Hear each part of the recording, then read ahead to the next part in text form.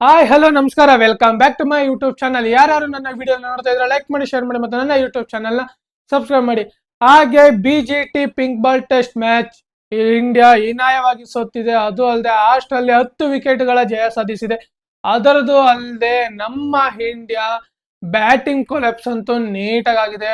ಪರ್ತಲ್ ಆಡಿದ ಬ್ಯಾಟಿಂಗ್ ನ ಅಡಿಲೇಡ್ ಅಲ್ಲಂತೂ ಆಡಕ್ಕೆ ಹೋಗಿಲ್ಲ. ಅದು ಅಲ್ಲದೆ ಪಿಂಕ್ ಬಾಲ್ ಅಲ್ಲಿ ಇಂಡಿಯಾದ ಪರ್ಫಾರ್ಮೆನ್ಸ್ ಅಂತೂ ಅಷ್ಟಕ್ಕಷ್ಟೇ. ನಮ್ಮ ಇಂಡಿಯಾ ಅಂತೂ ಪಿಂಕ್ ಬಾಲ್ ಮ್ಯಾಚ್ ಅಲ್ಲಂತೂ ಅಷ್ಟೊಂದು ಹೇಳ್ಕೊಳ್ಳೋ ಮಟ್ಟಿಗೆ ಯಾವುದೇ ರೀತಿ ಪರ್ಫಾರ್ಮೆನ್ಸ್ ಆಗ್ಲಿ ನೀಡೇ ಇಲ್ಲ. ಇಲ್ಲಿವರೆಗೂ ನಮ್ಮ ಇಂಡಿಯಾ ಪಿಂಕ್ ಬಾಲ್ ಅಲ್ಲಿ ಆಡಿರೋದಂದ್ರೆ ಮ್ಯಾಚಸ್ ಗಳೇ ಕಮ್ಮಿ, ಆದ್ರೆ ರೆಡ್ ಬಾಲ್ ಅಲ್ಲೇ ನಮ್ಮ ಇಂಡಿಯಾ ಜಾಸ್ತಿ ಆಡಿರೋದು.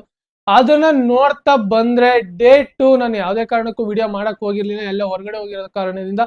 ಆದ್ರೆ ಡೇ 2 ಅಲ್ಲಿ ನಡೆದಂತ ಮ್ಯಾಚ್ ಪಿಂಕ್ಗೆ ನಡೀತು. ಅದು ಅಲ್ಲದೆ ಆಸ್ಟ್ರೇಲಿಯನ್ ಬ್ಯಾಟಿಂಗ್ ಅಂತೂ ನೀಟಾಗಿ ಇಂಡಿಯನ್ ಬಾಲರ್ಸ್ ನ ಡಾಮಿನೇಟ್ ಮಾಡಿದ್ರು. ಅದು ಅಲ್ಲದೆ ಹೆಡ್ ನಮ್ಮ ಇಂಡಿಯಾಗೆ ತಲೆನೋವಾಗಿದ್ದು ಅದು ಮೇನ್ ಕಾರಣ. ಹೆಡ್ ಅವ್ರದ್ದು ವಿಕೆಟ್ ನ ಮೊದಲೇ ತೆಗ್ದಿದ್ರೆ, ಆ 2 ಕ್ಯಾಚ್ ಹೆಡ್ ಅವ್ರು ಕೊಟ್ಟಾಗ ಹಿಡ್ದಿದ್ರೆ ಯಾವುದೇ ಕಾರಣಕ್ಕೂ ಇಂಡಿಯಾ ಇಷ್ಟೊಂದು ಪುಲ್ ಬ್ಯಾಕ್ ಆಯ್ತಾ ಇರ್ಲಿಲ್ಲ. ಆದ್ರೆ ಯಾವಾಗ ಸಿರಾಜು ಮತ್ತೆ ಪಂತ್ ಹಿಂದ್ಗಡೆ ಕ್ಯಾಚ್ ಬಿಡ್ತಾರೋ ಅದೊಂದೇ ಎಫೆಕ್ಟ್ ಆಗೋದು. ನನಗೆ ಎಲ್ಲದಕ್ಕಿಂತ ಕ್ಯಾಚ್ ಈಸಿ ಅನ್ಸಿದ್ದು ಟ್ರಾವಿಸ್ ಹೆಡ್ದು. ಪಂತು ಹಿಡಿಬೇಕಾಗಿದ್ದು ಕ್ಯಾಚ್ ಅದು. ಕೀಪರ್ ಕ್ಯಾಚ್ ನೀಟ್ ಟಿಪ್ ಆಗಿ ಬರ್ತಾ ಇತ್ತು, ಸುಮ್ಮನೆ ನಿಂತ್ಕೊಂಡು ನೋಡ್ತಾರೆ. ಅದೊಂದು ಬೇಜಾರಾಗೋಯ್ತು. ಎಷ್ಟೊಂದು ಅಲ್ಲ, ಬ್ಯಾಟಿಂಗು ಅಂದ್ರೆ ಬ್ಯಾಟ್ಸ್ಮನ್ ಸ್ಟ್ರೈಟೇ ನಿಂತವ್ರೆ, ಕೀಪರ್ ಒಂದ್ ಸ್ವಲ್ಪ ಸೈಡ್ ನಿಂತಿದ್ರೆ ನೀಟಾಗಿ ಕೈಗೆ ಬಂದಿರೋದು ಕ್ಯಾಚು.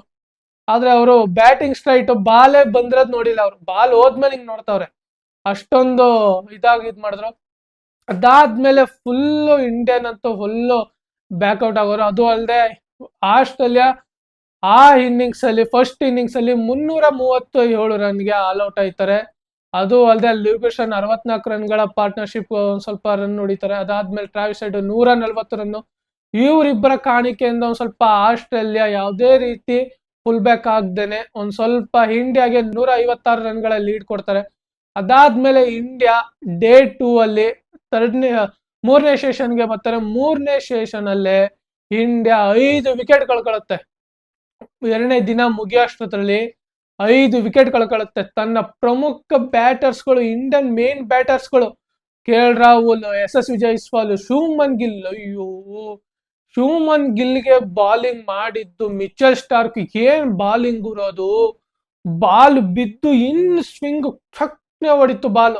ಅಷ್ಟೊಂದು ಕಣ್ಣು ಬಿಡೋಷ್ಟರಲ್ಲಿ ಬೋಲ್ಡ್ ಆಗಿದ್ದು ಶುಭ್ಮನ್ ಗಿಲ್. ಅದಂತೂ ಅದ್ದೂರಿ. ಅದು ಬ್ಯಾಟ್ಸ್ಮನ್ ಮಿಸ್ಟೇಕು ಅಲ್ಲ, ಒಳ್ಳೆ ಬಾಲಿಂಗ್, ಅದು ಒಳ್ಳೆ ಸ್ಕಿಲ್ ಅದು ಮಿಚೆಲ್ ಸ್ಟಾರ್ಕ್ ಇಂದ. ಅದಾದ್ಮೇಲೆ next Virat Kohli keeper catch. ಅದು ಅಲ್ಲದೆ ಪ್ಯಾಡ್ ತಡೆದು ಒಂದ್ ಸ್ವಲ್ಪ ಬ್ಯಾಟಿಗೆ ಇದಾಗಿ ಔಟ್ ಆಯ್ತಾರೆ, ಅನ್ಎಕ್ಸ್ಪೆಕ್ಟೆಡ್ ಇವೆಲ್ಲ ನಾವು. ಅದು ಅಲ್ಲದೆ ವಿರಾಟ್ ಕೊಹ್ಲಿ ಇದು ಹೋಮ್ ಗ್ರೌಂಡ್ ಅಲ್ಲಿ ಒಂದು ಶತಕ ಬಂದೇ ಬರುತ್ತೆ ಅಂತ ಅನ್ಕೊಂಡಿದ್ದು. ಆದ್ರೆ ಕೊಹ್ಲಿಯಿಂದನೂ ಸಹ 2 ಇನ್ನಿಂಗ್ಸ್ ಗಳಿಂದನೂ ಸಹ ಯಾವುದೇ ರೀತಿ ರನ್ ಬರಲಿಲ್ಲ. ಅದೊಂದು ವಿರಾಟ್ ಕೊಹ್ಲಿ ಫ್ಯಾನ್ಸ್ ಇಂದ ಒಂದ್ ಸ್ವಲ್ಪ ಬೇಸರದ ಸಂಗತಿ ಹೊರತು ಇನ್ನೇನಿಲ್ಲ. ಅದಾದ್ಮೇಲೆ ರೋಹಿತ್ ಶರ್ಮನು ಸಹ ಏನ್ ಬ್ಯಾಟಿಂಗ್ ಗುರು. ರೋಹಿತ್ ಶರ್ಮನು ಮಿಡಲ್ ಆರ್ಡರ್ ಆಡ್ತೀನಿ ಅಂದ್ಬಿಟ್ಟು ಬಂದ್ಬಿಟ್ಟು ನಿಂತಿ ಆಡ್ಲೇ ಇಲ್ಲ. ಅಲ್ಲೂ ಅವರು ಔಟ್ ಆಗೋದ್ರು ಬೇಗ, ಪ್ಯಾಟ್ ಕಮಿಂಗ್ಸ್ಗೆ ಬೇಗ ಇದಾಗಿ. ಅದಾದ್ಮೇಲೆ ಪಂತು ಬಂದಿದ್ದ ಹೊಡೆಯಕ್ ಸ್ಟಾರ್ಟ್ ಮಾಡಿದ್ರು. ನಾವೇನೋ ಹೊಡೆಯಕ್ ಸ್ಟಾರ್ಟ್ ಮಾಡಿದ್ರೆ ರನ್ ಹೋಯ್ತದೆ ಅಂತ ಅನ್ಕೊಂಡಿದ್ದು. ಆದ್ರೆ ಅವರು ಸಹ ಅಷ್ಟೊಂದು ರನ್ ಹೊಡಿಲಿಲ್ಲ. ಅಷ್ಟೊತ್ತಿಗೆ ಫಸ್ಟ್ ಸ್ಟಂಪ್ ಮುಗೀತು, ಮೊದಲನೇ ದಿವಸಕ್ಕೆ ಮುಗೀತು. ಆದ್ರೆ 2ನೇ ದಿವಸಕ್ಕೆ ಮೊದಲನೇ ಓವರ್ ಅಲ್ಲೇ ಪಂತ್ ಅವ್ರದ್ದು ವಿಕೆಟ್ ತೆಗಿತಾರೆ. Mitchell Starc keeper catch slip ಇದ್ ಮಾಡಿ ಕ್ಯಾಚ್ ಇದಾಗಿ ಔಟ್ ಆಯ್ತಾರೆ ಪಂತು. ಅದಾದ್ಮೇಲೆ ಇಂಡಿಯಾ ಅಂತೂ ಫುಲ್ಲು ಔಟ್ ಆಗಿ ಅದು ಅಲ್ಲದೆ ಆಸ್ಟ್ರೇಲಿಯಾ ನೀಟಾಗಿ ತಲೆ ಯೂಸ್ ಮಾಡ್ತಾರೆ. ಅವಾಗ ಬರೀ ಬೌನ್ಸೇ ಹಾಕೋದು, ಯಾವುದೇ ರೀತಿ ಲೆಂತ್ ಲೈನ್ ಅಂತೂ ಹಾಕಿ ಇರ್ಲಿಲ್ಲ, ಬರೀ ಬೌನ್ಸೇ ಹಾಕ್ತಿದ್ದು. ಎಲ್ಲಾ ಬಾಲರ್ಸ್ ಗಳಿಗೂ ಬೌನ್ಸ್ ಹಾಕಿ ವಿಕೆಟ್ ತಗೋರು ಹೊರತು ಯಾವುದೇ ರೀತಿ ನೀಟಾಗಿ ಬೋಲ್ಡ್ ಅಂತೂ ಮಾಡಕ್ ಹೋಗ್ಲಿಲ್ಲ. ಅದು ಅಲ್ಲದೆ ಕರೆಕ್ಟ್ ಆಗಿ 4 ಇನ್ನಿಂಗ್ಸ್ ಅಂದ್ರೆ ಮೊದಲನೇ ಟೆಸ್ಟ್ ಮ್ಯಾಚ್, 2ನೇ ಟೆಸ್ಟ್ ಮ್ಯಾಚ್, ಪರ್ತ್ ಮತ್ತೆ ಅಡಿಲೇಡ್ ಅಲ್ಲಿ ನಡೆದಿದ್ದು ಮ್ಯಾಚ್ ಗಳಲ್ಲಿ ನೀಟಾಗಿ ಒಂದು 30+ ರನ್ ಹೊಡ್ಕೊಟ್ಟಿದಂದ್ರೆ ನಿತೀಶ್ ಕುಮಾರ್ ರೆಡ್ಡಿ. ಏನ್ ಗುಡು, ಮಿಡಲ್ ಆರ್ಡರ್ ಅಲ್ಲಿ ಬಂದು ನೀಟಾಗಿ ಇಂಡಿಯಾಗೆ ಬೆಸ್ಟ್ ಕಾಂಟ್ರಿಬ್ಯೂಷನ್ ಕೊಟ್ಟಿದೆ ಅಂದ್ರೆ ನಿತೀಶ್ ಕುಮಾರ್ ರೆಡ್ಡಿ. ಯಾವಾಗ ಅಟ್ರಾಕ್ಟಿವ್ ಇಂಟೆಂಟ್ ಹೊಡಿಬೇಕಾಗಿತ್ತೋ ಅವಾಗ ಹೊಡಿಯಕ್ ಸ್ಟಾರ್ಟ್ ಮಾಡ್ತಿದ್ರು. ಯಾರಿಗೆ ಹೊಡಿಯೋ ಟೈಮಲ್ಲಿ ಹೊಡಿಬೇಕು ಹೊಡಿತಿದ್ರು, ಹೊಡೆದೇ ಇರೋ ಟೈಮಲ್ಲಿ ಸಿಂಗಲ್ಸ್ ಆಡ್ತಿದ್ರು.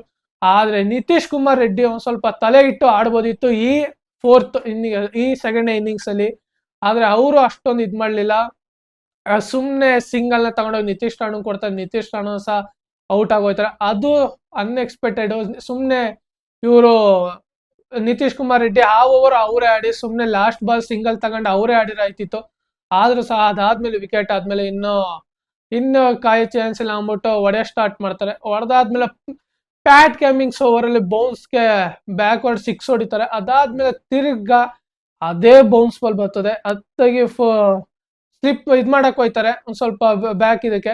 ಆದ್ರೆ ಕರೆಕ್ಟ್ ಆಗಿ ಫೀಲ್ಡರ್ ನ ನಿಲ್ಲಿಸ್ಕೊಂಡಿರೋದು ಪ್ಯಾಟ್ ಕಮಿಂಗ್ಸ್. ಈ ಬೌನ್ಸ್ ಹಾಕ್ತೀನಿ ಅಲ್ಲಿ ನಿಲ್ಲಿಸ್ಕೊಂಡಿರೋದು ಅಂದ್ರೆ ಮೊದಲನೇ ಸ್ಲಿಪ್ ನ ಹಿಂದಕ್ಕೆ ಹಾಕಿ ಥರ್ಡ್ ಸ್ಲಿಪ್ ನ ನಿಲ್ಲಿಸ್ಕೊಂಡಿದ್ರು ಅಷ್ಟೇ. ಫಸ್ಟ್ ಸ್ಲಿಪ್ ಅಲ್ಲಿದ್ರು ಬ್ಯಾಕ್ ಅಲ್ಲಿ ಅವ್ರಿಗೆ ಕ್ಯಾಚ್ ಹೋಗಿ ಹಿಡ್ದಿತ್ತು. ಅವಾಗ ಇಂಡಿಯಾ ಅಂತೂ ಆಲ್ ಔಟ್ ಆಗೋಯ್ತು. 19 ರನ್ಗಳ ಲೀಡ್ ಕೊಟ್ಟಿರೋ ಆಸ್ಟ್ರೇಲಿಯಾಗೆ. ಆಸ್ಟ್ರೇಲಿಯಾ 19 ರನ್ನ ಆರಾಮಾಗಿ 4 ಓವರ್ಲಿ ಮುಗಿಸಿದ್ರು. 10 ವಿಕೆಟ್ಗಳ ಆಸ್ಟ್ರೇಲಿಯಾ ಪಿಂಕ್ ಬಾಲ್ ಟೆಸ್ಟ್ ಅಲ್ಲಿ ಕಂಟಿನ್ಯೂಸ್ ಆಗಿ 12 ಮ್ಯಾಚ್ಗಳನ್ನು ಸಹ ಗೆದ್ದೈತೆ. ಆಡ್ರ 13 ಮ್ಯಾಚ್ ಅಲ್ಲಿ 1 ಮ್ಯಾಚ್ ಬಿಟ್ರೆ ಇನ್ನು 12 ಮ್ಯಾಚ್ ಸಹ ಆರಾಮಾಗಿ ಗೆದ್ದೈತೆ. ಪಿಂಕ್ ಬಾಲ್ ಟೆಸ್ಟ್ ಗೆ ಆಸ್ಟ್ರೇಲಿಯನ್ ಟೀಮ್ ಅಂತೂ ಬೆಂಕಿಗೆ ಐತೆ. ಯಾವುದೇ ಟೀಮು ಪಿಂಕ್ ಬಾಲ್ ಟೆಸ್ಟ್ ಅಲ್ಲಿ ಆಸ್ಟ್ರೇಲಿಯಾನ ಇಲ್ಲಿವರೆಗೂ ಸೋಲ್ಸಕ್ಕಂತೂ ಆಗಿಲ್ಲ. ಈ ಮ್ಯಾಚ್ ಅಲ್ಲಿ ಸೋಲ್ಸ್ಬೋದು ಅಂತ ಅನ್ಕೊಂಡಿದ್ದು ಇಂಡಿಯಾ. ಆದ್ರೆ ಮ್ಯಾಚ್ 2 ದಿನದಲ್ಲೇ ಮುಗ್ದೋಯ್ತು. ನಾವು ಇಟ್ಟಿದ್ದು 3-4ನೇ ದಿನಕ್ಕಂಟನಾರು ಹೋಗುತ್ತೆ ಅಂತ. ಆದ್ರೆ ಯಾವುದೇ ರೀತಿ ಹೇಳ್ಕೊಳ್ಳೋ ಮಟ್ಟಿಗಂತೂ ಇಂಡಿಯನ್ ಬ್ಯಾಟ್ಸ್ಮನ್ಗಳು ನಿಂತಿ ಆಡ್ಲೇ ಇಲ್ಲ. ಆಸ್ಟ್ರೇಲಿಯನ್ ಬ್ಯಾಟ್ಸ್ಮನ್ಗಳು ಹೆಂಗ್ ಆಡಿದ್ರು ನಮ್ಮ ಇಂಡಿಯನ್ ಬ್ಯಾಟ್ಸ್ಮನ್ಗಳು ಹಂಗೆ ನಿಂತೆ ಆಡಿದ್ರೆ ಇಂಡಿಯಾ ಒಂದ್ ಸ್ವಲ್ಪ ಮ್ಯಾಚ್ ಅಲ್ಲಿ ಇನ್ನ ಇರೋದು. ಆದ್ರೆ day and night test match ಅಲ್ಲಿ ಬೆಂಕಿ ಬಾಲಿಂಗ್ ಮಾಡಿದಂದ್ರೆ ಮಿಚೆಲ್ ಸ್ಟಾರ್ಕ್ ಮತ್ತೆ ಪ್ಯಾಟ್ ಕಮಿಂಗ್ಸ್. ಮೊದಲನೇ ಇನ್ನಿಂಗ್ಸ್ ಅಲ್ಲಿ 6 ವಿಕೆಟ್ಗಳನ್ನ ತೆಗ್ದಿದ್ರೆ ಮಿಚೆಲ್ ಸ್ಟಾರ್ಕ್, ಎರಡನೇ ಇನ್ನಿಂಗ್ಸ್ ಅಲ್ಲಿ ಪ್ಯಾಟ್ ಕಮಿಂಗ್ಸ್ 5 ವಿಕೆಟ್ ತೆಗಿತಾರೆ. ನೀಟಾಗಿ ತಲೆ ಇಟ್ಟು ಬಾಲಿಂಗ್ ಮಾಡ್ಸಿದಂದ್ರೆ ಆಸ್ಟ್ರೇಲಿಯನ್ ಕ್ಯಾಪ್ಟನ್ ಪ್ಯಾಟ್ ಕಮಿಂಗ್ಸ್ ತಲೆ ಇಟ್ಟು ಬಾಲಿಂಗ್ ಮಾಡ್ಸಿದ್ರು. ಅದಂತೂ ಆಶ್ಚರ್ಯ ಸಂಗತಿ. ನೀಟಾಗಿ ಅವ್ರದ್ದು ಯಾವುದೇ ರೀತಿ ಮಿಸ್ಕಮ್ಯುನಿಕೇಶನ್ ಆಗಿಲ್ಲ. ಅದೇ ಮಿಸ್ಕಮ್ಯುನಿಕೇಶನ್ ಆಗಿದಂದ್ರೆ ಒಂದು ಟ್ರಾವಿಸ್ ಹೆಡ್ ಮತ್ತೆ ನಮ್ಮ DSP ಸಿರಾಜ್ ಜೊತೆ ಬೋಲ್ಡ್ ಮಾಡ್ತಾರೆ. ಬೋಲ್ಡ್ ಮಾಡಿದಂತೂ ಅಪ್ಪ ಬೆಂಕಿ ಬಾಲು. ಅದು ಅಲ್ದೆ ಅದಾದ್ಮೇಲೆ ಫುಲ್ ಅಗ್ರೆಸಿವ್ ಆಗೋಯ್ತಾರೆ ನಮ್ಮ ಸಿರಾಜಣ್ಣ. ಅದು ಅಲ್ದೆ ಪ್ರೆಸ್ ಕಾನ್ಫರೆನ್ಸ್ ಟ್ರಾವಿಸ್ ಹೆಡ್ ಅವರಿಗೆ ಗುಡ್ ಬಾಲಿಂಗ್ ಅಂತ ಹೇಳ್ದೆ ಅಂತ ಅಂತಾರೆ. ಆದ್ರೆ ಸಿರಾಜ್ ಅವ್ರಿಗೆ ಅದೇನಂತ ಕೇಳಿಸುತ್ತೋ ಗೊತ್ತಿಲ್ಲ. ಅದಾದ್ಮೇಲೆ ಅವ್ರನ್ನೂ ಸಹ ಕೇಳಿದಾಗ ನನಗೆ ಆ ತರ ಏನು ಕೇಳಿ ಬಂದಿಲ್ಲ. ನಾನು ಕೇಳಿದ್ರೆ ನಾನು ಗೌರವಿಸ್ತಿದ್ದೆ, ಆದ್ರೆ ಆ ತರ ಏನು ಹೇಳಿಲ್ಲ ಅಂತ ಅಂತಾರೆ. ಅವರಿಬ್ಬರ ಮಧ್ಯೆನೂ ಸಹ ಈ ತರ ಸಣ್ಣ ಚಕಮಕಿ ಆಯ್ತು. ಆಮೇಲೆ ಬ್ಯಾಟಿಂಗ್ ಬಂದಾಗ ಸಿರಾಜಣ್ಣ ಅವ್ರ ಜೊತೆ ಮಾತಾಡಿ ಒಂದ್ ಸ್ವಲ್ಪ ಇದ್ ಮಾಡ್ಕೊತಾರೆ. ಅಷ್ಟು ಬಿಟ್ರೆ ಇನ್ಯಾವುದೇ ರೀತಿ ಇಂಡಿಯಾ ಇಲ್ಲಿ ಡಾಮಿನೇಟ್ ಮಾಡಕ್ಕಾಗಿಲ್ಲ. ಇನ್ನು ನೆಕ್ಸ್ಟ್ 3 ಮ್ಯಾಚ್ ಇದೆ. ಇಂಡಿಯಾ ಕಂಟಿನ್ಯೂಸ್ 3 ಮ್ಯಾಚ್ ನ ಗೆಲ್ಲೇಬೇಕು, ಅದಂತೂ ಮುಖ್ಯ. ಅದು ಅಲ್ಲದೆ ವರ್ಲ್ಡ್ ಟೆಸ್ಟ್ ಚಾಂಪಿಯನ್ಶಿಪ್ಗೆ ಇಂಡಿಯಾ ಹೋಗ್ಬೇಕು ಅಂದ್ರೆ ಈ 3 ಟೆಸ್ಟ್ ಮ್ಯಾಚ್ ನ ಗೆಲ್ಲೇಬೇಕು. ಅದು ಅಲ್ಲದೆ ನಮ್ಮ ಕ್ಯಾಪ್ಟನ್ ರೋಹಿತ್ ಶರ್ಮಾ ಇದಕ್ಕೆ ನೀಟಾಗಿ ಪ್ಲೇಯಿಂಗ್ 11 ನ ಮಾಡಿ ತಲೆ ಇಟ್ಟು ಬಾಲಿಂಗ್ ಮಾಡಿಸಿ ನಮ್ಮ ಇಂಡಿಯಾನ ಗೆಲ್ಲಿಸ್ಬೇಕು. ಅದು ಅಲ್ಲದೆ ಇವಾಗ ಬರ್ತಾ ಇರೋ ರಿಪೋರ್ಟ್ ಪ್ರಕಾರ next 2 match 4th and 5th test ಮ್ಯಾಚ್ಗೆ ಮೊಹಮ್ಮದ್ ಶಮಿ ಬರ್ತಾರೆ ಅಂತ. ಇನ್ನ NCA ರಿಪೋರ್ಟ್ ಕೊಟ್ಟಿಲ್ಲ BCCIಗೆ. ಯಾವಾಗ BCCIಗೆ NCA ರಿಪೋರ್ಟ್ ಕೊಡ್ತಾರೋ ಫಿಟ್ನೆಸ್ ರಿಪೋರ್ಟ್, ಮೊಹಮ್ಮದ್ ಶಮಿ ಆರಾಮಾಗಿ ಆಸ್ಟ್ರೇಲಿಯಾ ಬಾರ್ಡರ್ ಗವಾಸ್ಕರ್ ಟ್ರೋಫಿಗೆ ಪಕ್ಕ ಹೋಯ್ತಾರೆ. ಅದು ಅಲ್ಲದೆ ಮೇನ್ ಬಾಲರು ಮೊಹಮ್ಮದ್ ಶಮಿ ಇವರು ಸಹ ಬೆಸ್ಟ್ ಬಾಲಿಂಗ್ ಅಟ್ಯಾಕ್ಟ್ ಆಯ್ತದೆ. ಒಂದ್ ಸ್ವಲ್ಪ ಇಂಡಿಯಾಗೆ ಒಂದ್ ಸ್ವಲ್ಪ ಬಾಲಿಂಗ್ ಅಲ್ಲಿ ಎಫೆಕ್ಟಿವ್ ಆಗಿ ಒಂದ್ ಸ್ವಲ್ಪ ಬಂದ್ರೆ ಮೊಹಮ್ಮದ್ ಶಮಿ ಒಂದ್ ಸ್ವಲ್ಪ ಹೆಲ್ಪ್ ಆಗುತ್ತೆ. ಇದು ಇವತ್ತಿನ ವಿಷಯ ಆಗಿತ್ತು. ಇದೇ ತರದ ಮುಂದಿನ ವಿಡಿಯೋದಲ್ಲಿ ಸಿಗೋಣ. ಜೈ ಹಿಂದ್, ಜೈ ಕರ್ನಾಟಕ, ಮತ್ತೆ ವಂದನೆಗಳು.